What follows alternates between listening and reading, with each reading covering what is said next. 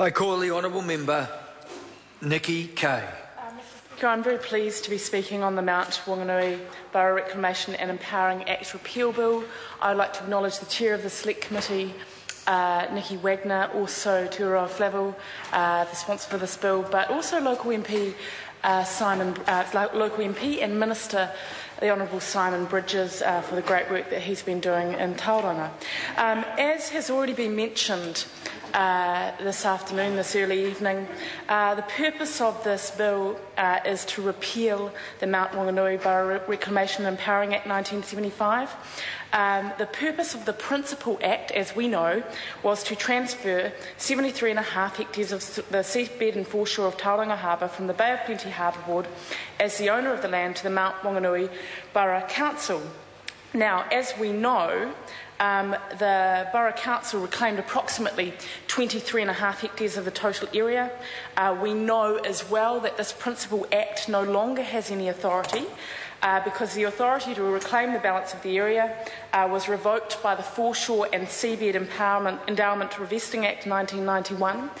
And what was really pleasing, and it was mentioned by a couple of speakers this early evening, is that there was one submission, and it was a joint submission, that's my understanding, from both Ngā Potiki, a Tamahori Trust and the Tauranga City Council.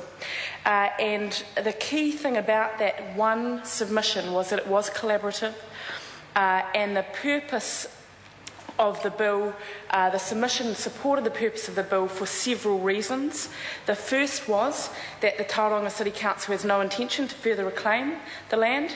The second was that the repeal of the Principal Act will provide, and I think this is a very, very important point, and it's been made by a number of other speakers as well. It will provide some vindication to those Ngā Potiki, Kaumatua and other members of the community who actually protested against the Principal Act. And my colleague Nick Smith, quite rightly articulated that really what we're doing here is we're repealing an act that doesn't have a significance, but it does at one level for Ngā Potiki, Kaumatua and other members of the community who protested against the Principal Act have significance because they actually did protest against that. The repeal of the Principal Act, as has been mentioned by Te Ura Flavel, will help heal past conflicts and strengthen an already positive relationship between Ngā Potiki and Tauranga City Council. The only other thing that I would like to really cover was that in the Local Government and Environment Select Committee, there was actually an amendment within the committee that recommended inserting a new clause, a sunset clause, which effectively said the Act would expire 28 days after it coming into force, and the whole purpose of that is that without that clause, one Act with no continuing effect would be replaced in the statute books with another. So we're all aware of the history. Effectively, this Act did transfer that part of the seabed of Tauranga Harbour to the Mount Maunganui Borough Council.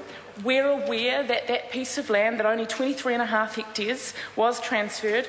We are also aware that there was a piece of legislation that effectively revoked that Principal Act.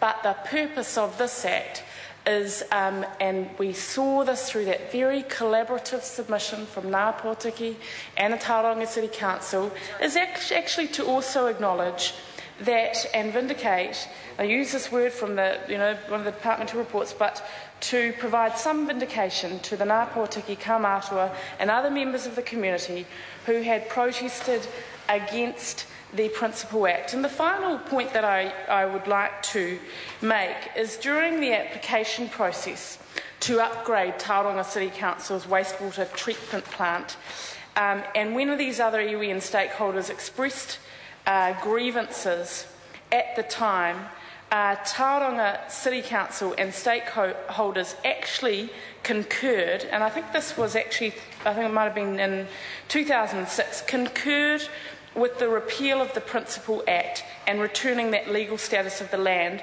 to what it was pre-1975 and that it was appropriate. So it has been a couple of years since this has come to Parliament, but as I said before, that one submission was incredibly collaborative, and I think that what our Select Committee managed to do was make a very worthwhile clause around that sunset clause, and it was a very collaborative process across the Select Committee. I'd like to reiterate my support for the Chair of the Select Committee, Nikki Wagner, for the member that sponsored this bill, Tuaroa Flavel, for the local MP, the Honourable Simon Bridges, for my colleagues, other colleagues, Paul Goldsmith, Maggie Barry, Jackie Dean, and I support this bill to the House. I call the Honourable Annette King.